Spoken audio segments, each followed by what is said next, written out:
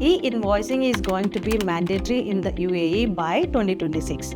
And it's not just a small change. It's going to completely transform how businesses send and receive invoices.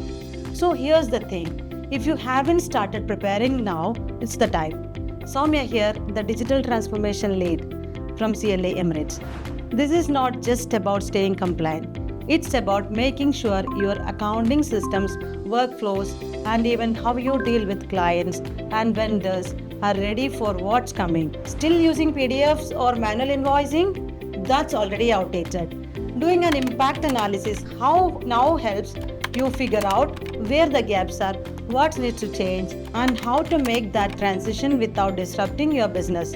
At CLA Emirates, we work with businesses like yours to go through the impact analysis clearly step by step so you know exactly what needs to be done.